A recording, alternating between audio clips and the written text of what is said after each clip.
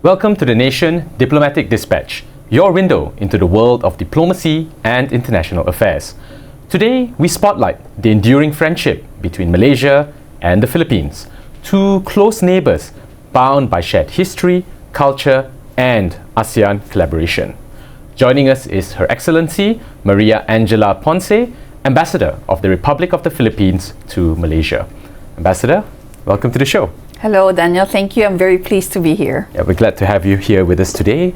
If I may jump right into it and ask, this year, 2025, marks the 61st year of diplomatic relations between Malaysia and the Philippines, which started back in 1964. Now, as Ambassador of the Philippines to Malaysia, what do you think has kept this relationship resilient and meaningful over the decades?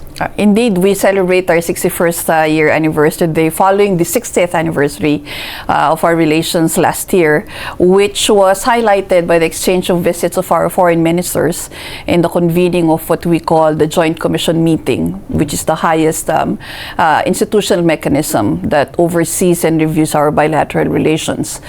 I think, our relations remain robust because it is built on mutual respect and coordination in security, trade, and people-to-people ties, as well as, of course, the bond that we have as founding members of ASEAN. And now Malaysia this year is chairman of ASEAN, and both our countries are founding members of the bloc. How is the Philippines working with Malaysia and others in ASEAN to address current challenges? Perhaps if you could get your thoughts on economic integration and the sustainability aspects of these joint efforts. Yes. The Philippines, of course, is working closely, not just with Malaysia, but with all our other ASEAN members to support and help Malaysia, in its goal of having inclusivity and sustainability for ASEAN. In terms of economic integration, there are quite a number of initiatives that are in line in which we are supporting Malaysia, and this includes the signing of the ASEAN-China FTA or Free Trade Agreement upgrade later this year, as well as the substantial conclusion of the review of the ATIGA, what we call the ASEAN Trade in Goods Agreement. And then we also have ITIGA, the ASEAN-India Trade in Goods Agreement, in which under ATIGA, the Philippines leads one of the works on standards and legal issues. Aside from that, we also are working on the development of the implementation roadmap for e-vehicles, which is very important, as well as a framework for integrated semiconductor supply chain. So all of this, are capitalizing on ASEAN as a bloc, as a regional bloc, and as a, what they call as the fourth strongest or biggest economy in the world. How's your working relationship been with your counterparts, not just the other ambassadors within the region, but also with the, for example, Ministry of Foreign Affairs here in Malaysia? Well, I've been in Malaysia a year and a half. I think so. Yeah. And I've had excellent working relationships with, not just with the Foreign Ministry, but also with all of the other ministries that we engage with. Among the ASEAN members here, we have very strong work together as well. We coordinate with each other. We ask each other, tips on how to proceed when there are certain projects. So very, very strong, and I welcome that. That's a very open dialogue as well. When we need something and when they need something, it's very engaging. So very happy with the support that I've received here. And that's really encouraging to hear, because we know even among, of course, between ASEAN countries, I think the relationship tends to be quite strong, and the bloc often talks about being together in facing challenges that we see happening around us. And this brings me to my next point on a question on security and strategic opportunities. Now, we know that the South China Sea remains a key concern in regional diplomacy, with Malaysia and the Philippines having a stake in both the peaceful navigation and maritime sovereignty, the impacts on the exclusive economic zone, the right of our fishermen to ply their trade and earn a living, and all of this has implications, politically, economically, for various stakeholders. Now, how can we work more closely to de-escalate tensions and protect our national interests while maintaining dialogue with major powers, in this particular case, China? Well, maritime security as well as the sustainability of marine resources both are very important. I think not just to the Philippines but to Malaysia as well, and to the whole of ASEAN. So with Malaysia at the bilateral level, we, as you said, we have constant dialogue on this. But on the South China itself, we recognize that this is, a regional concern. The situation in South China is a regional concern, and so we are addressing it at the regional level through ASEAN, and particularly through the negotiations on the Code of Conduct, of which, of course, Malaysia is currently the coordinator, together with China, and as well as overall, Malaysia is also the coordinator of ASEAN-China relations. The Code of Conduct is very important because that is where everyone, sits at the same table, China included, to discuss, how to manage the situation in South China Sea. How do we move forward in addressing the situations that come up?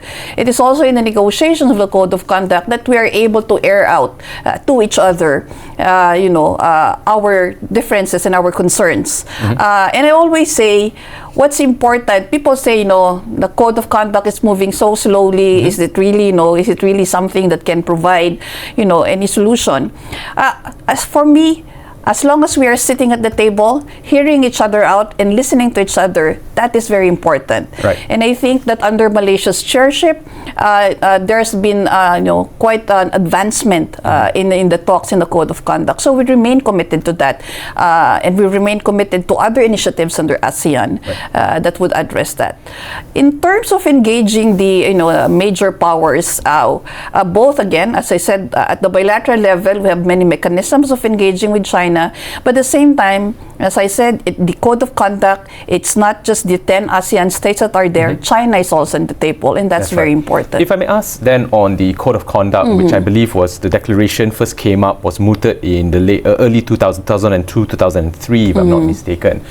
And there's questions about whether a binding code of conduct might be achieved by the end of this particular Malaysian chairmanship. Do you see that kind of consensus being arrived at, keeping in mind that the alignment the national alignment of different ASEAN members can be quite different in that regard? What are your thoughts? Whether the Code of Conduct should be binding is one of what we call, this landmark issues of the Code of Conduct negotiations, and that remains to be seen. It's not all ASEAN members have the same perspectives, but also there are different concerns on what would best suit the ASEAN situation, whether it would be a binding code of conduct or a non-binding code of conduct. But what's important is that there is consensus on that. And I think, as I said, under Malaysia's chairship, the discussions on that have really moved significantly forward. Yeah. Thank you for sharing those insights. I'd like to move on a little bit to looking at other areas of economic cooperation, which we've seen have been expanding, right? From trade and investments to areas like the halal industry, tourism, digital innovation. I was reading earlier that there was something like 6 million tourists in the Philippines. The target is 7.7 million within the next year or two. So what sectors do you see as having the biggest opportunities for Malaysia, Philippines economic collaboration? As you have already indicated, halal cooperation, tourism, and the digital economy. These were identified by both President Marcos Jr. and Prime Minister Anwar in their exchange of visits as priorities for our bilateral cooperation. And in terms of that, so much advancement has already been made. For instance, in halal, we've benefited very much from capacity building for our personnel, as well as learning about the Malaysia's halal ecosystem, which is one of the best in the world and one of the leading in the world. In terms of tourism, as you said, we've been working on increasing that. Malaysia is already one of our top 10, in terms of inbound tourists. But with also now expanding on Islamic tourism, being able to provide, and this goes together with halal cooperation, being able to provide, halal certified facilities opportunities, so that then, we have more to offer for the Malaysian public, as well as for the, the Islamic public that comes to Malaysia, for precisely because Malaysia has that ecosystem for Islamic tourism. That's the second one. A third one would be Islamic finance. Last year, our central bank did a roadshow here in Malaysia to invite Malaysian institutions and banks to invest in the Philippines, because we already have an enabling law for Islamic finance. We have the incentives in place, and we see. We've told the institutions here, Islamic finance is not just for the Muslim population of the Philippines, but for the entire population, because it's the core principles of Islamic finance. It's ESG. So we look forward. We're very optimistic on that front. Right. Now, that's a very nice perspective. Now, just to kind of take a very quick step back, if there were 3 top areas you'd recommend Malaysian tourists to visit, what would they be? Whether they're Muslim or non-Muslim tourists, where would it be? Well, of course, we're known for having some of the best beaches and islands in the world. So, of course, I'd recommend Boracay. Which is not just very family friendly, has lots to offer, but also has the first halal friendly institution and establishment, and so that's one. And then of course El Nido, Palawan. El Nido, Palawan, again, best very good islands and beaches, and also quite a number of snorkeling and diving, so very good marine life that can be seen there. I know that Malaysians are very fond of diving, and actually that's what many Malaysians go to the Philippines for. So there would also be corollary to that, the Tubataha reefs, which are the best reef, I would say, in the world. And then of course, because I come from the north, which would be the Cordilleras, I would recommend the Banawe rice terraces. Truly, I think one of the wonders of the world, and it also it's a contrast to us being just beaches, and so, but the Banawe rice terraces, which is a feat really by the Ifugaos. There's definitely a lot for us to discover in the Philippines, certainly. Now, on that, leading on for an economic point, are there any trade delegations or new agreements or joint ventures that Malaysians should be aware of, opportunities that Malaysian businesses or SMEs should take with regards to the Philippines? Our trade and investment office here is leading an investment delegation to the Philippines in November. So we hope that opens and expands opportunities for investment in the Philippines, inbound and outbound as well. And then of course we also, like Malaysia, hold quite a number of MICE events. We are having, for instance, in a few weeks' time, what we call the IFEX, or the International Food Exhibition, that will be held on 22 to 24 May. And in terms of furniture and the furniture industry, the Philippines is very well known for what we call Manila Fame. It's our premier trade show for quality home, fashion, and lifestyle products, and that will be on 16 to 18 October in Manila. So I think those are the 3 things that we'd like to invite you to come here, to join. Now, I'd like to move on to a bit about culture. We've been speaking about that a little bit, and we can say cultural diplomacy has really flourished, right? Your 60th anniversary last year, I think there were a lot of events, art exhibitions, university partnerships, heritage showcases, like the Mindanao Islamic Art Exhibition here in Kuala Lumpur. Why do you think that people-to-people ties are so important in today's diplomacy? Well, I think, I agree that people, and I strongly believe that people-to-people ties are important, not just in today's diplomacy, but all throughout history. Because for me, all relations between countries, whether on a bilateral or regional level, are founded on people-to-people relations, on having strong people-to-people ties. Without that, you cannot have economic relations or political relations without the grounding of strong people-to-people ties. Which is why, for me, cultural diplomacy is very important, because that strengthens the bonds between the people, and at the same time, opens the people's eyes that there is so much commonality between us. In the culture, when we see the culture that we share, we see that we're not much different from each other.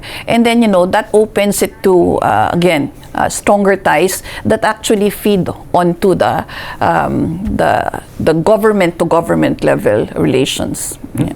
And speaking of which, I think many viewers may not know that a Filipino musician, Alfonso Soliano, his daughter Rachel, helped arrange and harmonize Malaysia's national anthem, Negaraku. What does this kind of cultural crossover tell us about the depth of our shared history and connection?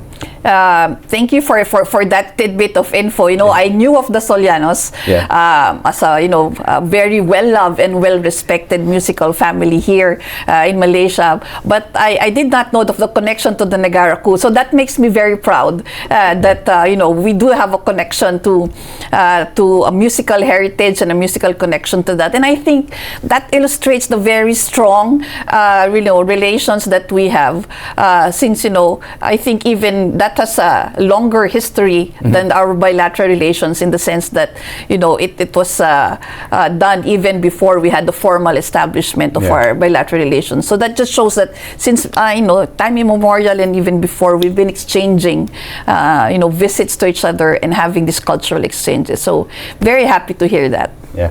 And just a bit of correction, earlier I said the daughter is actually his granddaughter Rachel, who continues the tradition till today. And you're right, there's all these nuggets in history which we are sort of always finding out about. Ambassador, I'd like to move on to ASEAN and the future that we have. How would you view the current momentum of ASEAN so far? There was this piece that came out in the news somewhat saying that the momentum was a little bit slow. What are your thoughts? I think that ASEAN has a process that it follows, and ASEAN is very particular and respectful of that process. So I don't think that it's been slow. I think that ASEAN, and Malaysia as chair of ASEAN, as every chair of ASEAN does, follows the process that ASEAN has so painstakingly put in place. With Malaysia's theme of inclusivity and sustainability, we already have the ASEAN Community Vision, set to be launched. So Malaysia has been providing very good leadership, has been very providing, positive directions, and has been very adept in addressing, the challenges that have been arriving, and there are many. And you are at the same time, you're very careful, but at the same time, it's important that you able to adapt quickly to the challenges that come in, and that's how it's been. Are there any specific areas where the Philippines and Malaysia are actively collaborating, or where the Malaysian chairmanship have opened up new opportunities for even closer cooperation? Well, quite a lot of areas. Of course, the Philippines is incoming chair for 2026. That's right. So I always say to my Malaysian counterparts, please solve everything this year so that next year, it's going to be much easier for us. Great, yeah. Yes. But as I had, mentioned already, we work closely with Malaysia. In terms of security, we work closely with Malaysia in addressing the situation in South China Sea, especially through the Code of Conduct.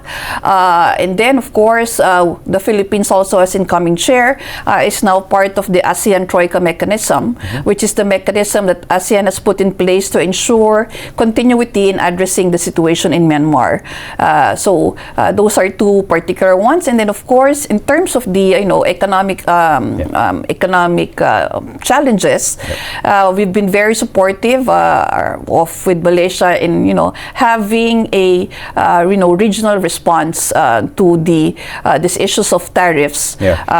Maybe if you could expand on that a little bit, because I think as just before the show we were just talking about how Malaysia and the tariffs as well as the Philippines, nobody is unaffected in that regard, and there's been a lot of talk about going in as a unified bloc, or whether countries should go and plead and put forward their own cases. So what are your thoughts, or what do you understand about developments in this area and discussions that are taking place? Well, very quickly after this was the tariffs were announced, Prime Minister Anwar, had calls with all of his counterparts, and then Trade Ministry, all of the trade ministers at the meeting to determine, how do we move forward on this. And Malaysia, has, again, as I said, has shown excellent leadership in providing that, we do need to leverage the power of ASEAN as a regional, as a bloc, as an economic bloc. We're more than 600 million strong as a market, and we, represent the fourth largest economic bloc in the world. So that's something that we work on together. But, as how ASEAN goes, we can both work as a region, as an ASEAN bloc, but we also, understand and realize that there are peculiarities to our bilateral relations with those, with the countries involved. So we also, we pursue both parallel together. Yeah. And I think that's a good point, because different countries historically have different alignments. But would you agree then that the ASEAN platform, since it was established, has always been very important to ensure that everybody's at the table at the same time? Very much agree with that. ASEAN platform, because it brings everyone to the table, and because it does so every year, is that you are able to hear, each other's views all the time, and that makes you also then define how you move along with your own path. Right. But always, whenever each ASEAN member moves on its own path, I believe that it does so, in the context of it being an ASEAN member. Yeah, a couple of about 2 months back, I had opportunity to speak with the ambassador of Timor-Leste on this very show, and talking about Timor-Leste's potential ascension. And they seem quite confident, very much attending the ASEAN meetings. Do you have any thoughts about how the ASEAN countries are looking at Timor-Leste or the expansion of membership? Well, of course, ASEAN has already, as you said, looking at the expansion of membership of ASEAN, and there is a long, and Timor-Leste has been invited as observer to participate in ASEAN meetings, and it's a steep learning curve for anyone. As I told you, ASEAN has this built-in and complicated and quite numerous processes. But we do hope, we're encouraged by Timor-Leste's progress, and we look forward to seeing them one day become part of ASEAN, a full member of ASEAN. And even during that interview, the ambassador did say that there was no rush, because even they realized there were some structural issues they had to, and I suppose the ASEAN facilitation of this becomes very important. Ambassador, I'd like to ask you, we've got just about 2 minutes left, and perhaps one of the last questions would be, looking ahead, you've been here 1.5 years, what's your personal hope for the future of Malaysia-Philippines ties, especially for the young people and future leaders? If you could share some engagements you may have had on the ground, or the kind of visions or hope that have been expressed to you in your capacity, because I think we're also discussing how there's a big Filipino community here in this country that contributes to the economy, to culture, to education. So if you may share. Yes, well, of course, my personal hope is that, we continue with the momentum that we have coming from the 60th anniversary of our relations. We continue with that, moving along with the relations based on mutual trust, mutual respect, and mutual support. As far as the youth goes, I do believe that the youth, we sometimes we always say, what do we do for the youth? What future do we give to them? What future ASEAN do we give to them? What future relations do we give to them? But I believe that the youth, are just also agents of change. They're also the present. And so, in defining a future for our bilateral relations, we must ensure that we work with the youth, not just the youth. In terms of for instance, in the digital economy, in AI, we have so much to learn from the youth, and that's what I've seen. And so we have to have that perspective that what also can the youth teach us, so that then we're able to move the relations forward. And then I go back again to the people-to-people ties. I hope that they, move forward and carry on that people-to-people ties. And so for that means that we need to have, mechanisms that ensure this, educational exchanges, exchange of visits, platforms that will ensure the growing strength and continued strength of these relations. Ambassador, thank you so much for sharing your thoughts.